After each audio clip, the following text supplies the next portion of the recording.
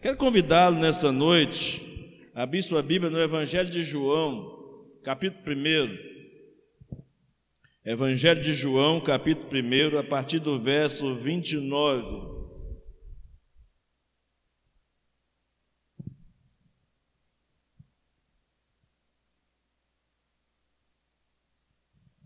Evangelho de João, capítulo 1, a partir do verso 29.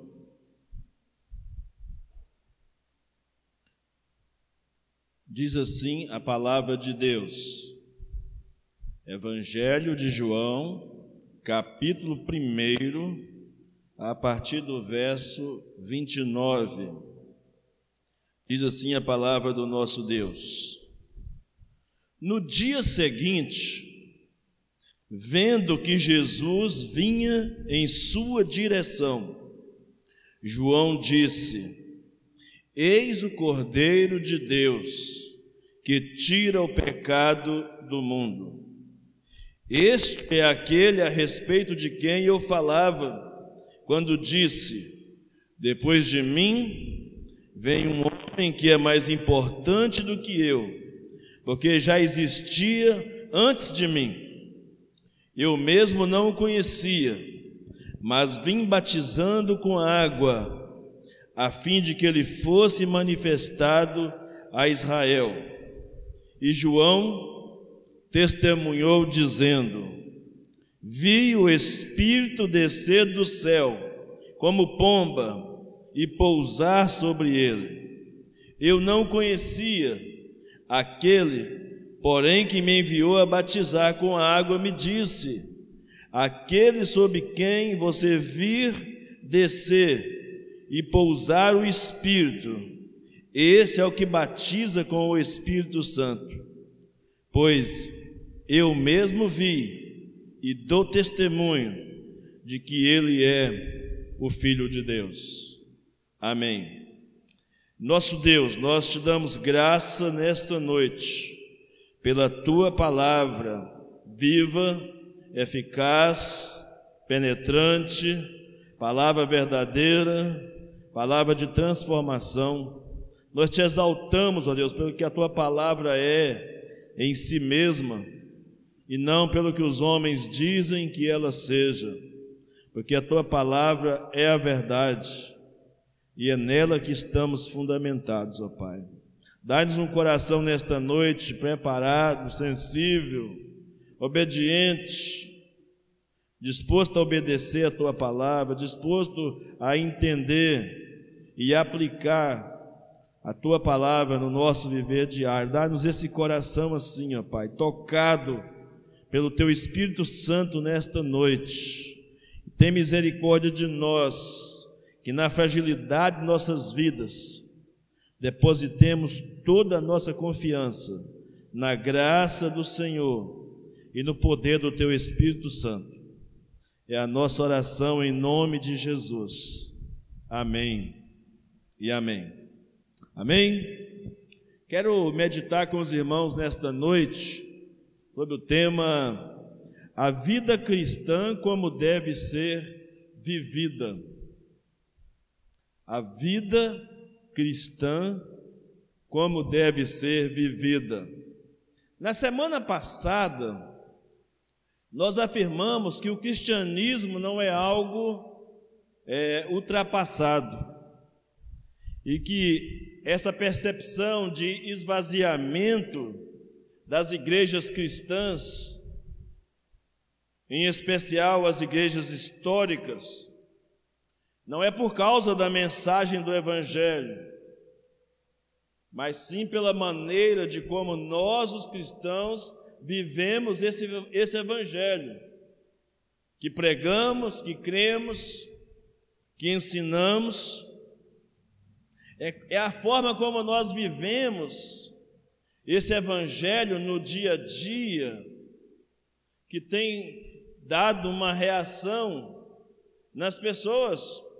Aliás, muitos chegam a dizer, se é para ser cristão, como nós somos, muitos não querem ser. Se é para ser cristão da forma como nós imaginamos, o cristianismo, muita gente não quer ser. O que tem nos faltado, na verdade, é autenticidade. O que tem faltado a nós é uma autoimagem cristocêntrica.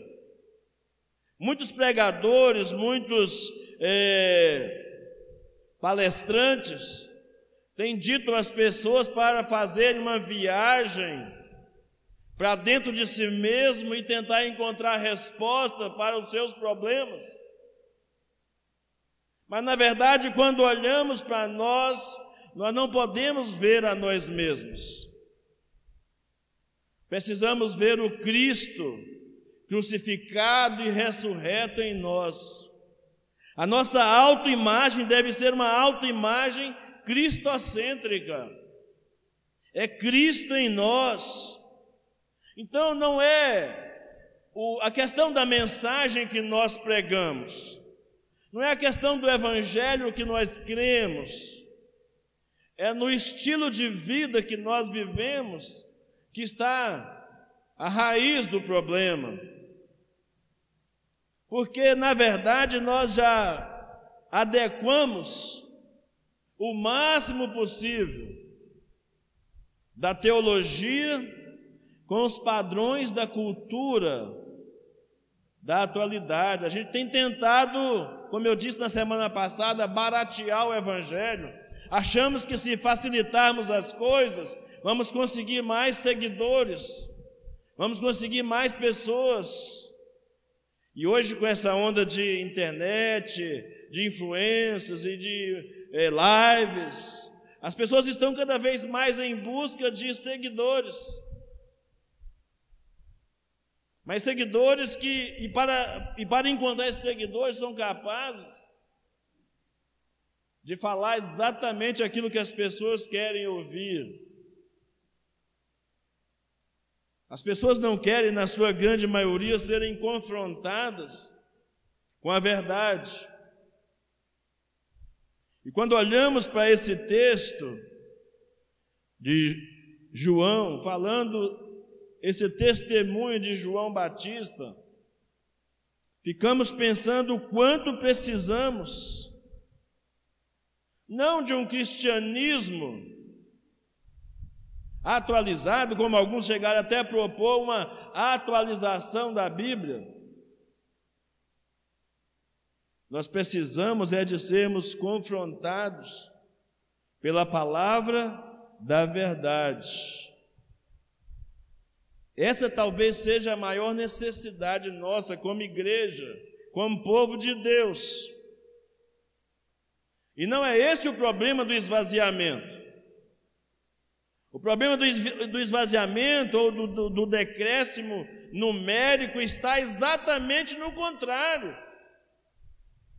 Nas facilidades que nós oferecemos.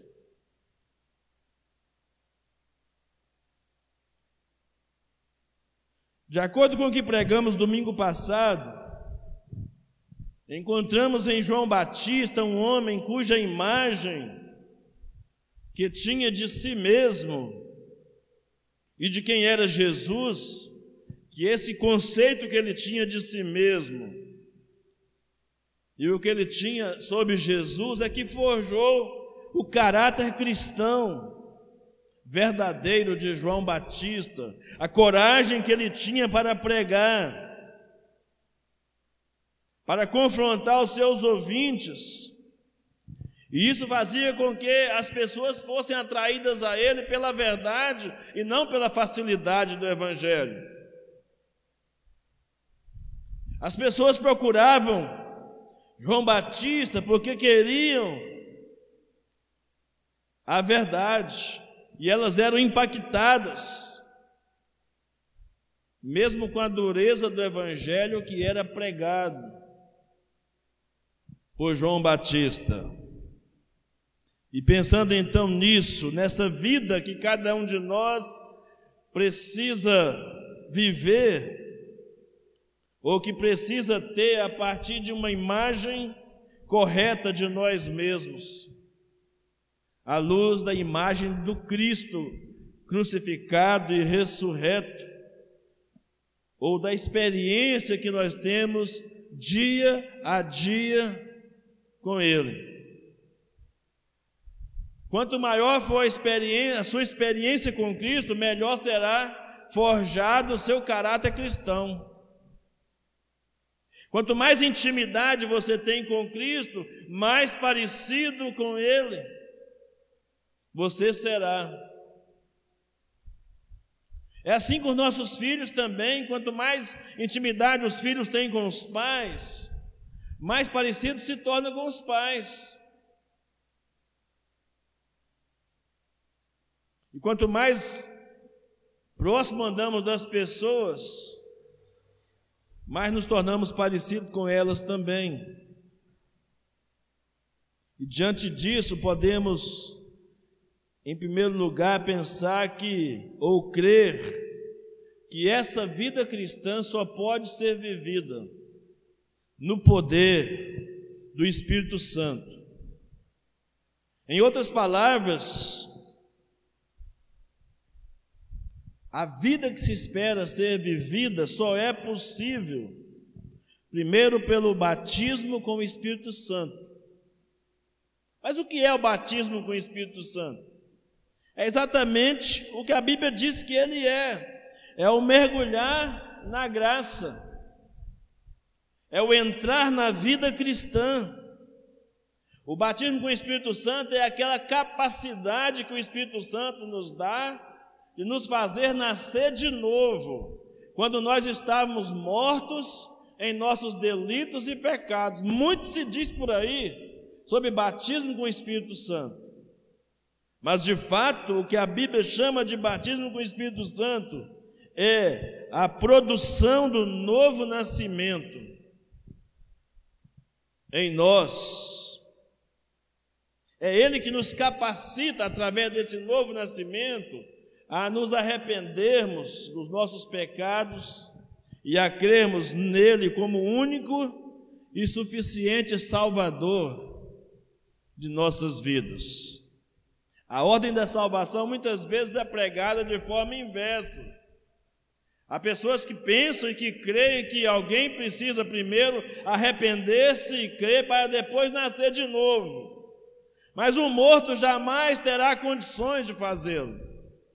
E a Bíblia diz em Efésios capítulo 2, verso 1, que Ele nos vivificou estando nós mortos em nossos delitos e pecados. O que é vivificar? É nos trazer à vida, é nos ressuscitar, é nos fazer de novo. Ou seja, quando eu não tinha nenhuma esperança para mim, quando você não tinha nenhuma esperança para você, Ele nos chamou à vida. Ele ordenou que a vida fosse novamente soprada sobre nós, por meio do seu Espírito Santo, para que você e eu pudéssemos crer nele de todo o nosso coração. Mas, irmãos, após sermos batizados com ele ou por ele, precisamos ser urgentemente cheios desse Espírito. A diferença entre ser batizado com o Espírito Santo e ser cheio do Espírito Santo é exatamente aquela diferença básica entre você ter o Espírito Santo. Quando você é batizado com o Espírito Santo, você passa a ter o Espírito Santo habitando em você.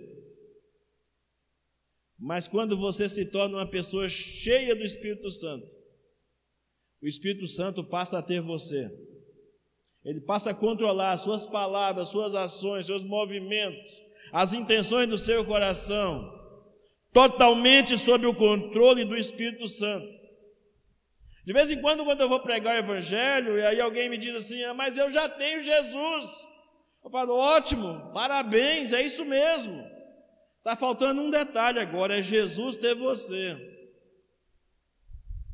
Quanto Jesus tem em você?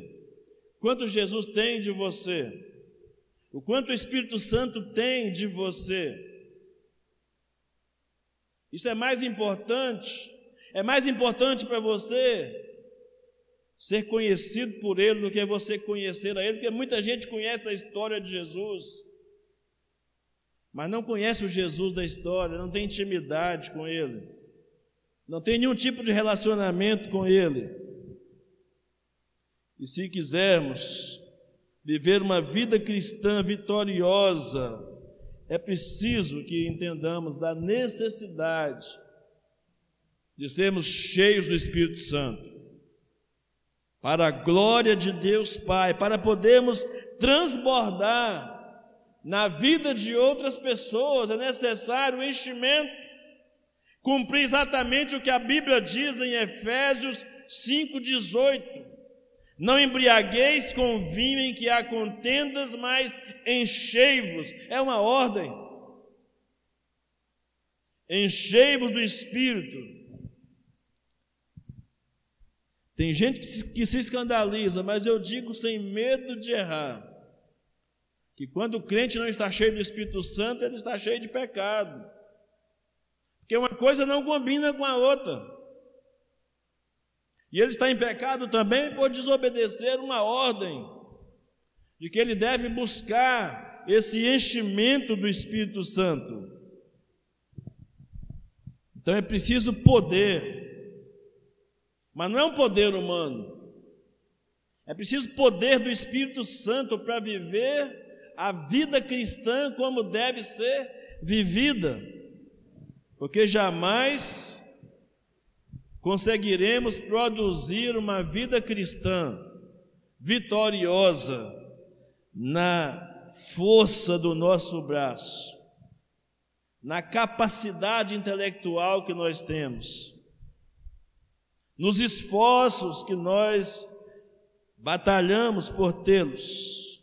E aliás, é bom que se diga isso aqui para nós, que fique gravado nos nossos corações.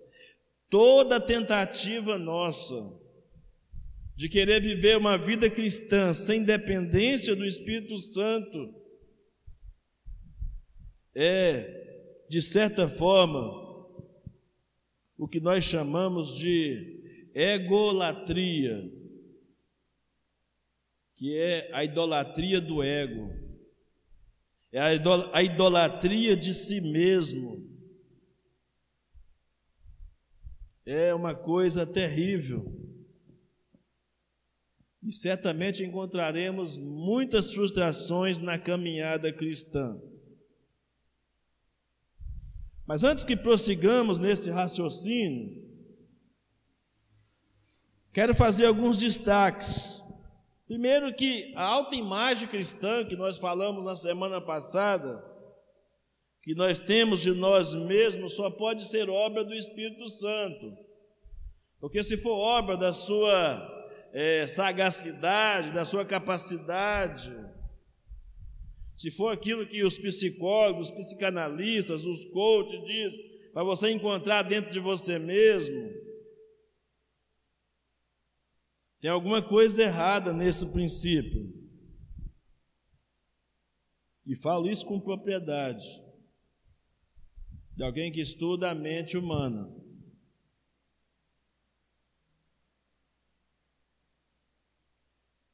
É um perigo nós construirmos uma autoimagem cristã que não seja a obra do Espírito Santo.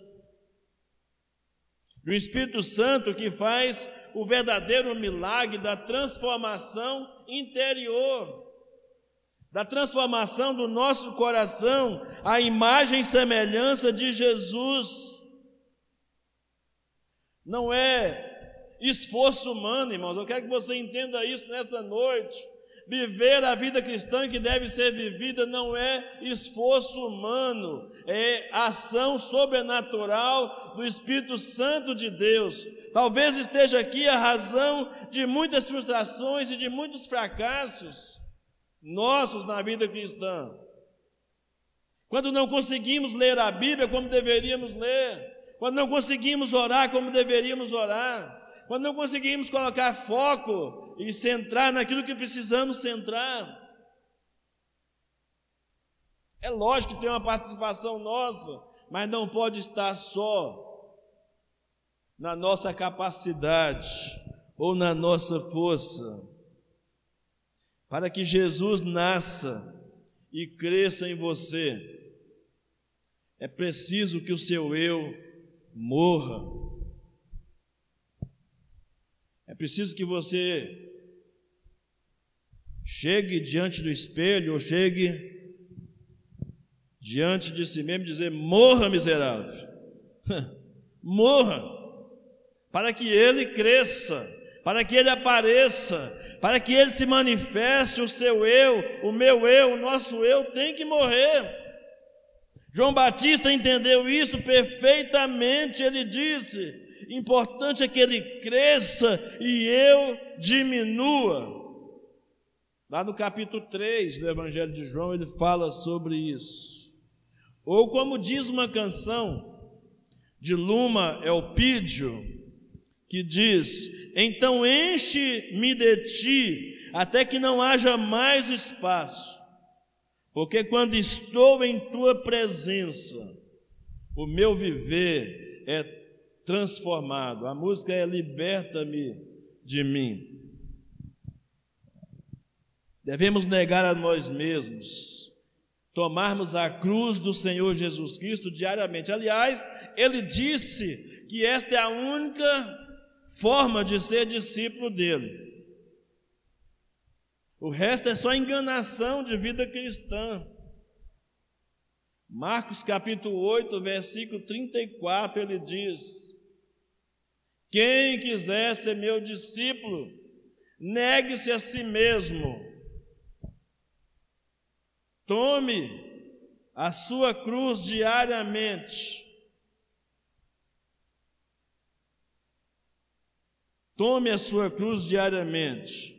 Marcos, capítulo 8, versículo 34.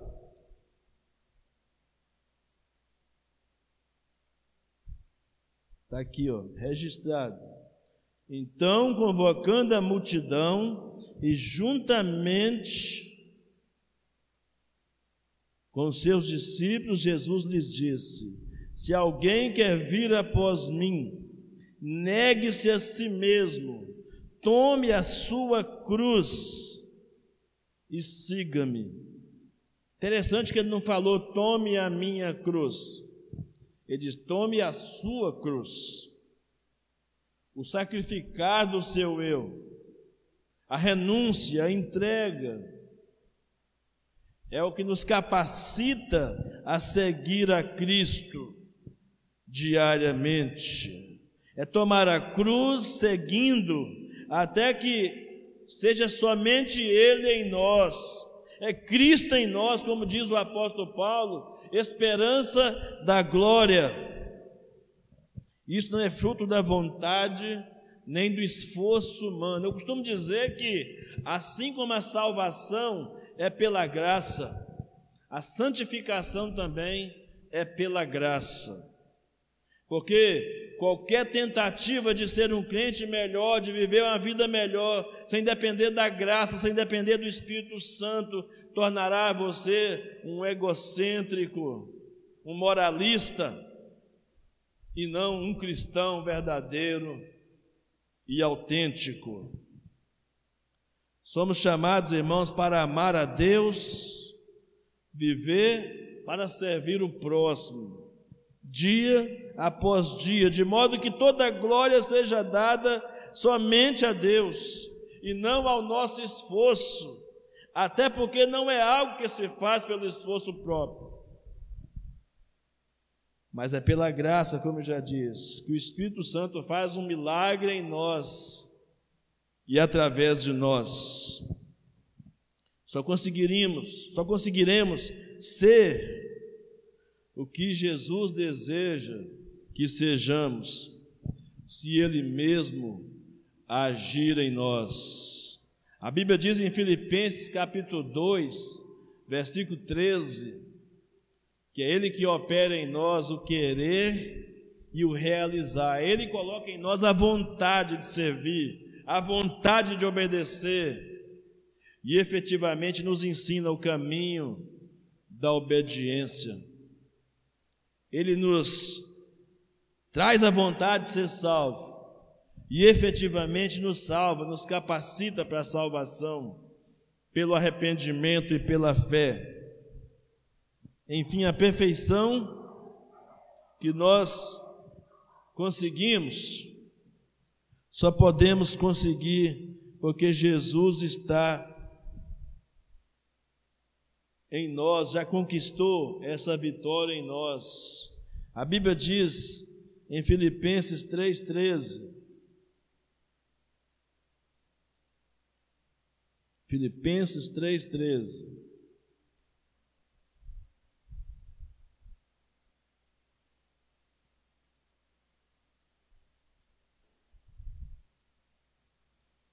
diz assim a palavra de Deus: irmãos, quanto a mim, não julgo havê-lo alcançado, mas uma coisa faço, que esquecendo-me das coisas que ficam para trás, e avançando para as que estão diante de mim, verso 14, prossigo para o alvo, para o prêmio da soberana vocação de Deus, em Cristo Jesus.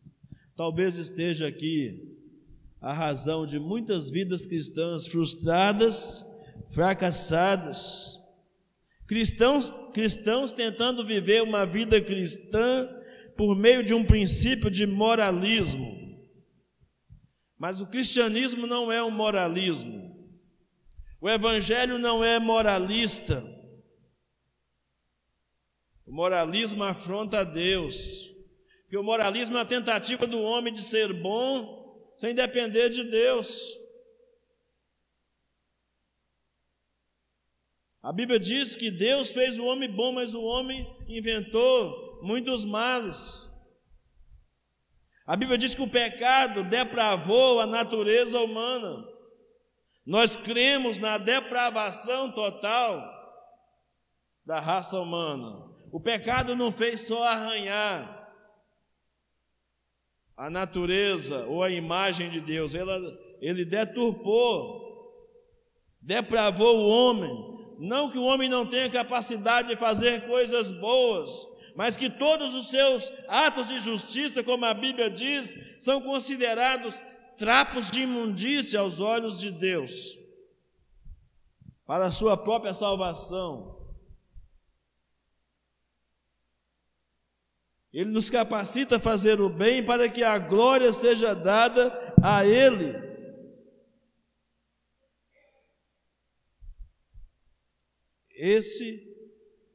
Essa é a vida cristã que Ele espera que nós vivamos. E olhando então para o texto que lemos essa noite, pelo menos 3 princípios a destacar, para que você entenda como é essa vida cristã, como essa vida cristã deve ser vivida. O primeiro princípio a ser destacado é que a vida cristã deve ser vivida na realidade diária da vida. Guarde bem isso no seu coração. A vida cristã tem que ser vivida na realidade diária da vida. Ao olhar para o verso 29 do capítulo 1 de João, algo me faz pensar que a rotina diária não é um problema em si. Muita gente diz que odeia a rotina, mas a rotina é necessária. E o problema não está na rotina em si, mas é no que nós fazemos com ela. A forma como nós usamos essa rotina. Como é a sua rotina diária? Talvez é isso que você precisa responder para você. Como é a sua rotina diária? É só um passar dos dias? A sua rotina diária é só um cumprimento de tarefas? ou se você faz o que faz, ou se você vive da forma como você vive, se tem um propósito nisso. E se tem um propósito, qual é o propósito? Qual é o propósito para você viver a sua vida do jeito que você está vivendo?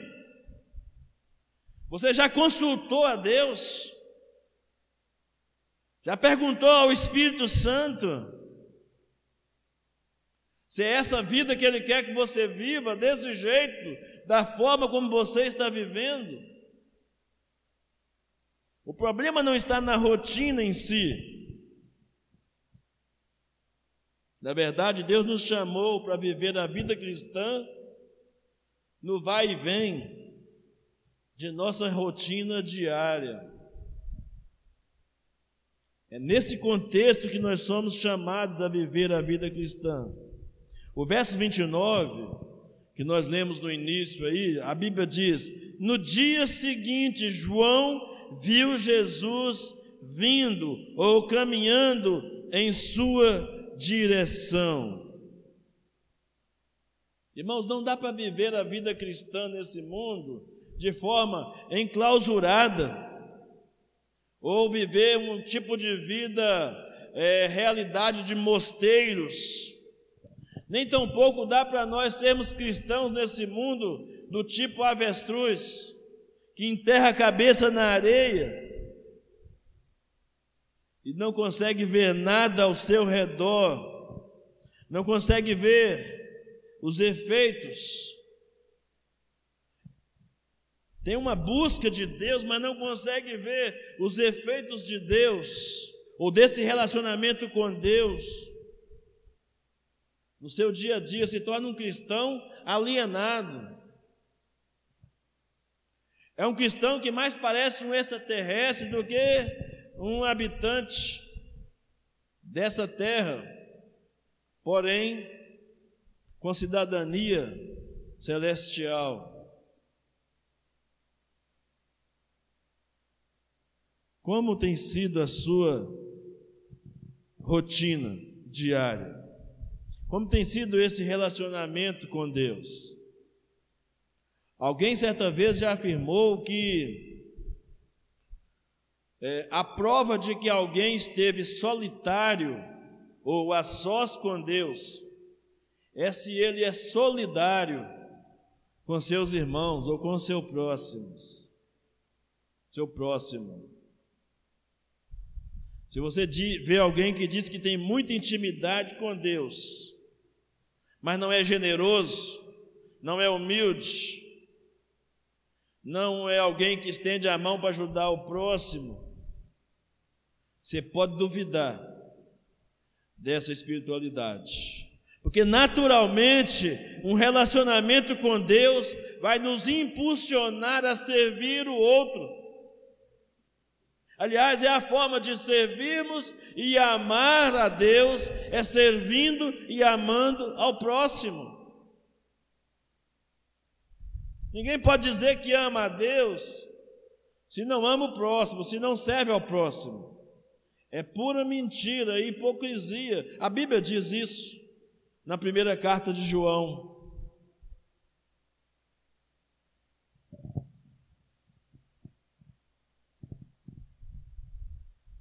Me chama a atenção, irmãos, nesse texto, ou um versículo tão pequeno como esse, o verso 29, aqui a parte A desse versículo, me chama a atenção porque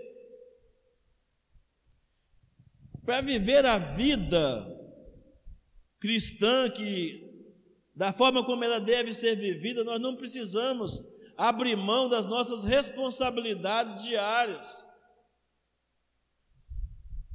João Batista estava em plena atividade, cumprindo o seu papel, cumprindo o seu propósito. O texto diz: no dia seguinte, ou no dia seguinte. Em outras palavras, eu entendo isso aqui, que é no cumprimento das nossas responsabilidades. É na vida que se segue.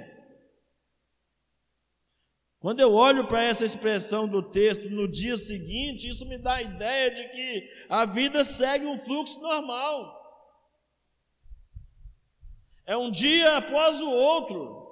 Mas o que é que nós estamos fazendo nesses dias após o outro é que pode fazer toda a diferença na nossa caminhada cristã, no nosso viver diário. O texto diz que é Jesus mesmo que vai ao encontro de João Batista. É Jesus que toma a iniciativa, como é próprio de Deus. É próprio do Deus soberano tomar a iniciativa de ir ao encontro do homem.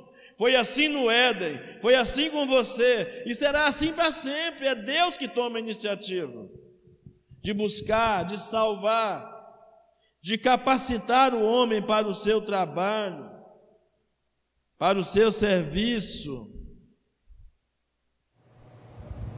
Jesus foi ao encontro de João Batista, sabe aonde? No local de trabalho dele, às margens do Rio Jordão. Estava lá João Batista pregando quando Jesus veio ao seu encontro. Sabe o que eu aprendo aqui?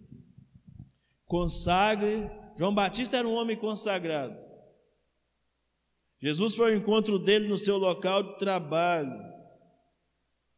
Consagre-se ao Senhor nos seus afazeres diários e aguarde pela visitação de Jesus.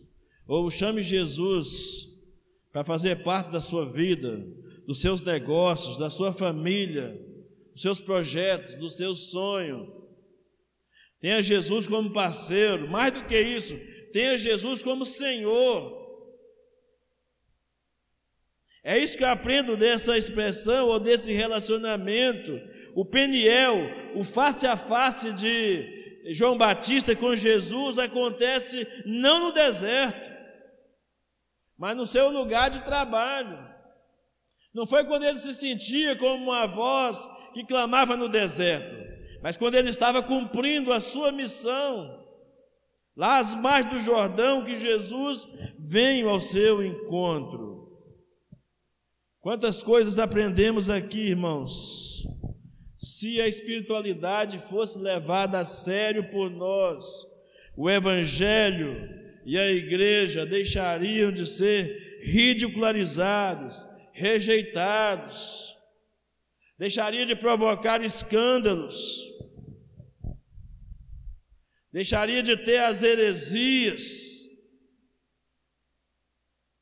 pela prática correta das Escrituras Sagradas, pela prática correta do viver cristão. A manifestação da verdadeira espiritualidade iria inibir os falsos ensinamentos, os falsos cristãos. E o que esses falsos ensinamentos refletem na vida dos fiéis, que dizem ser cristãos, mas não vivem como cristãos verdadeiros.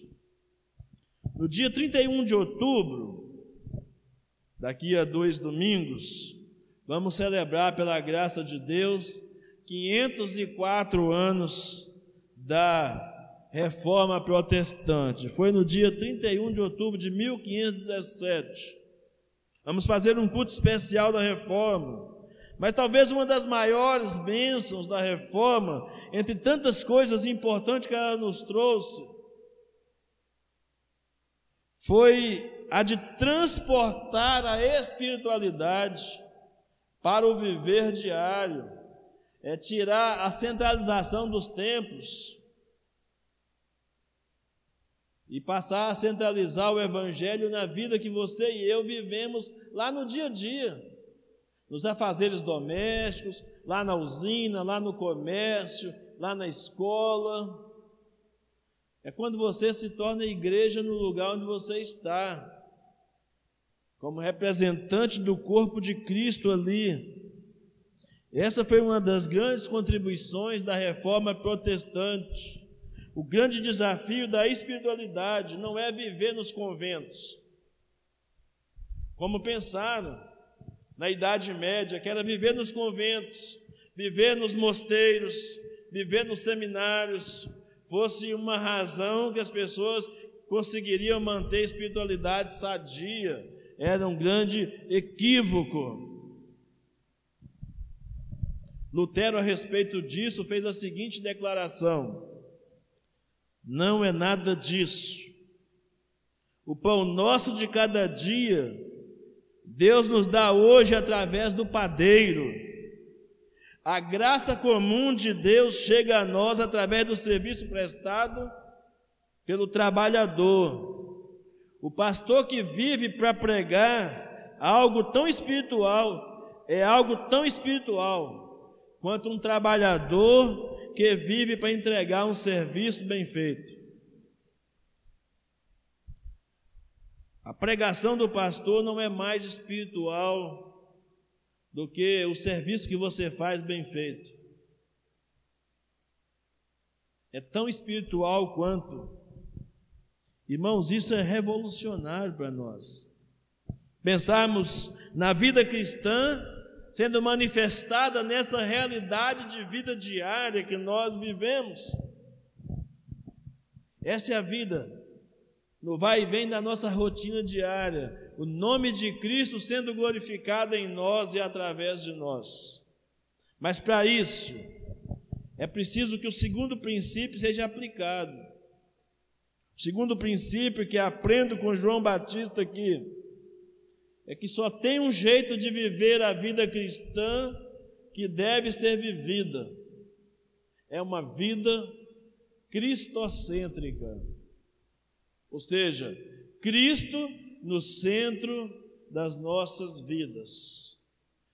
Afinal, para ser vida cristã, tem que ter Cristo. Não tem jeito de ter vida cristã sem ter Cristo. E ter Cristo não na periferia, não lá de fora, mas é ter Cristo dentro de nós, habitando em nós, por meio do seu Espírito Santo. Como eu disse na semana passada, João Batista passou o seu ministério todo com o propósito de tirar o foco das pessoas na pessoa dele, tirar o foco das pessoas delas mesmas, tirar o foco das pessoas nas prioridades desta vida, dos rituais religiosos, e colocar o foco única e exclusivamente em Jesus. Se tem uma pessoa que teve todas as chances para buscar os holofotes para si, se teve uma pessoa que teve toda a chance de buscar toda a glória para si, essa pessoa foi João Batista, porque ele aparece com um chamado de Deus 400 anos depois de Deus ficar em silêncio, de Deus não querer nenhum tipo de comunicação com o seu povo. Aparece João Batista clamando no deserto. E o texto que nós lemos, do verso 29 até o verso 31, deixa claro para nós que João Batista não quis a glória para si, que João Batista não tentou usurpar o lugar de Jesus. Veja o que ele diz. Vejam, parte B do versículo 29, ele é o Cordeiro de Deus que tira o pecado do mundo. Era a ele que eu me referia quando disse: um homem virá depois de mim, muito mais poderoso do que eu, porque ele existia muito antes de mim. Ele já existia, antes que eu era, ele já existia. Disse João Batista: eu não conhecia, mas vim batizando com água, para que ele fosse revelado a Israel. Algumas coisas aqui para destacar nesse estilo de vida cristocêntrico. Algumas coisas, alguns cuidados Na verdade, alguns cuidados que devemos ter. Irmãos, é muito mais fácil para nós nos apegarmos a pessoas que devem nos apontar para Jesus do que nos apegarmos ao próprio Jesus. É por isso que tem tanta gente dependente de pastor, tanta gente dependente de profeta, profetisa, de apóstolo, de reveladores, tanta gente correndo atrás dessas coisas. O evangelho foi diluído a essa categoria, de uma dependência do homem, não de uma dependência de Cristo. Os pastores deveriam ser apenas facilitadores e não o centro das atenções. Os líderes espirituais, os líderes religiosos deveriam ser apenas aqueles como João Batista que apontam para o Cristo, mas que não queiram ocupar o lugar de Cristo na sua vida cristã ou no seu ministério. É mais fácil para nós nos apegarmos às ordenanças ou aos sacramentos que trazem a memória de Jesus, do que nos apegarmos ao Jesus que essas ordenanças e esses sacramentos representam. Ele fica mais ligado ao símbolo do que à pessoa que é simbolizada por eles. Isso é um perigo grande para nós. Para nós é muito mais fácil, irmão, nós nos apegarmos à letra da doutrina. Aí eu digo para você, de que adianta a ortodoxia? O que é ortodoxia? A doutrina correta. Se não há uma ortopraxia. O que é ortopraxia? A prática correta. De que adianta você dizer, que se orgulhar, não, minha igreja é a doutrina certa, minha igreja prega a Bíblia, meu pastor ou o professor da escola dominical ensina a Bíblia, mas e daí? Como é que você está vivendo no dia a dia? O que ele está ensinando, você está aplicando na sua vida? Então não resolve nada. Se você não está aplicando o que você aprende na sua vida, não adianta nada. Aliás, é muito mais fácil aquelas pessoas que estão ensinando, que estão sendo ensinadas de maneira equivocada, colocarem em prática o que estão aprendendo, do que quem está aprendendo certo, praticar o que é certo. Esse é um perigo, quando Cristo não ocupa lugar central na pregação, no ensino e na nossa vida como um todo. É mais fácil para nós nos apegarmos à liturgia. O culto é só se for assim, o culto é só se for assado. É mais fácil nos apegarmos a essas coisas do que ao objetivo principal, que é dar toda a glória que é devida ao nome de Jesus. É muito mais fácil nós ficarmos apegados aos detalhes, às formas, às liturgias, do que ao conteúdo do culto que é prestado a Ele. É muito mais fácil ser um religioso fiel. Tem gente que diz que é religioso, fiel e convicto. Tem gente convicta até no erro. A gente convicta. É muito mais fácil ser membro da igreja do que ser discípulo de Jesus. Essa que é a verdade. E é muito fácil nos apegarmos com programas, atividades, modelos, do que nos apegarmos ao próprio Jesus. E tudo isso pode parecer a mesma coisa, mas definitivamente não é. E é isso que João Batista nos ensina, que vida cristã tem que ser uma vida vivida centrada em Cristo. Primeiro ele diz, porque Ele é o Cordeiro de Deus. Ele é a razão da nossa fé, Ele é a razão da nossa existência. É nele que nós existimos, é nele que nós nos movemos. É Ele quem tira o pecado do mundo.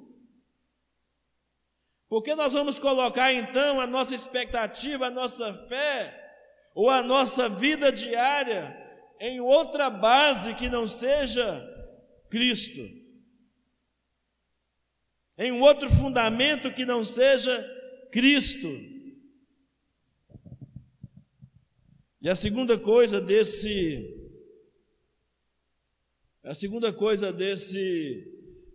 pensamento, ou desse ensinamento de João Batista sobre a centralidade de Cristo, é que tudo que nós fazemos, assim como tudo que João Batista fez, só faz sentido se Cristo estiver por trás de todas as coisas. Quando João Batista fala sobre Jesus e o apresenta, ele diz, Ele é aquele que eu falei com vocês que viria. É Ele. Muito mais poderoso do que eu. Ou seja, as coisas só acontecem como acontecem porque Ele está agindo, porque Ele está por trás de todas essas coisas. Nada foge ao seu agir, nada foge ao seu controle. É Ele. João Batista está dizendo, é Ele, Jesus. E com razão, o apóstolo João afirmou, todas as coisas foram feitas por Ele, e sem Ele, nada do que foi feito se fez. João capítulo 1, versículo 3.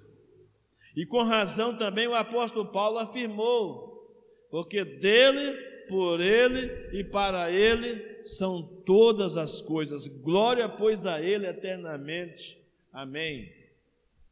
Romanos capítulo 11, versículo 36. Então a vida cristã é assim, para ser vivida na centralidade de Jesus.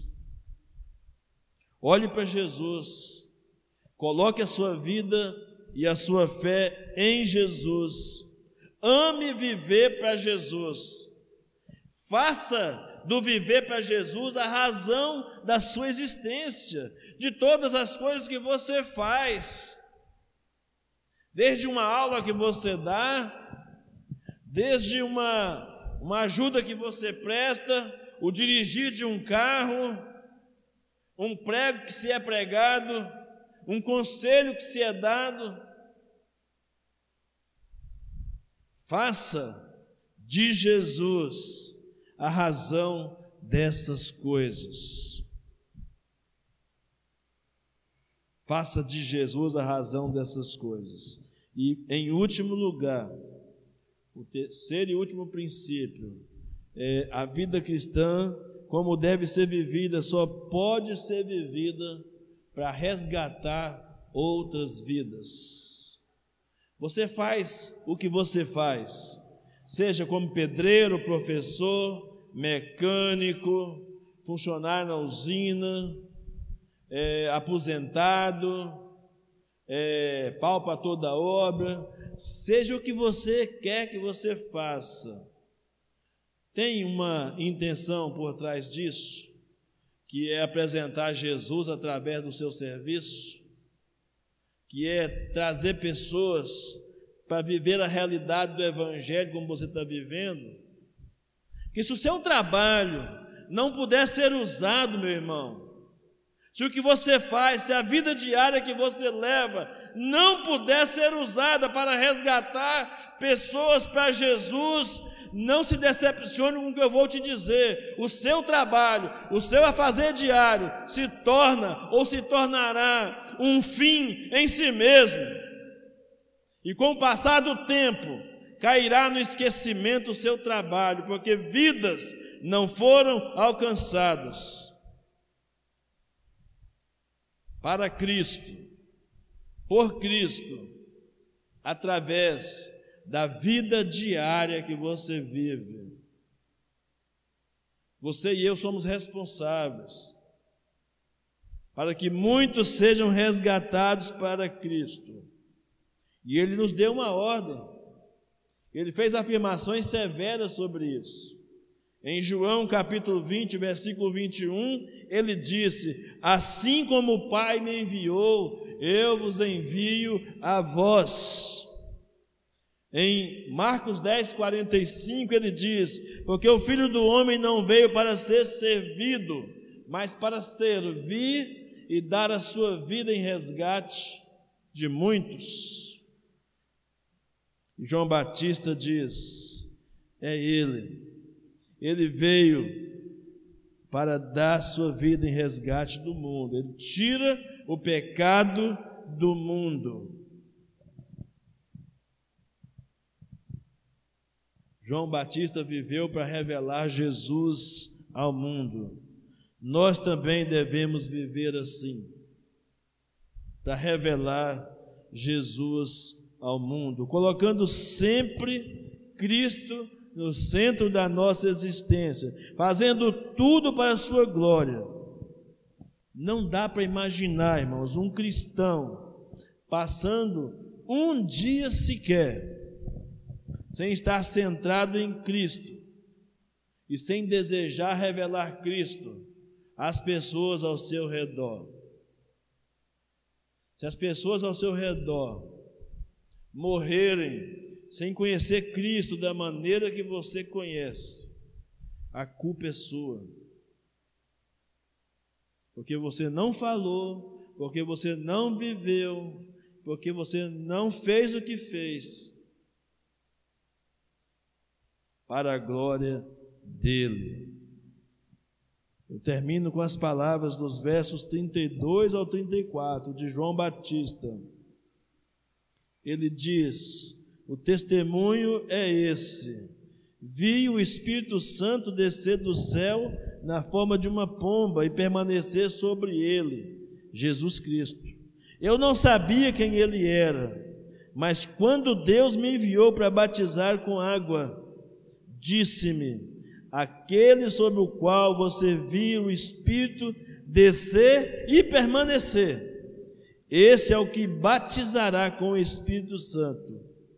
E João diz: eu vi isso acontecer, portanto eu dou testemunho de que ele é o Filho de Deus.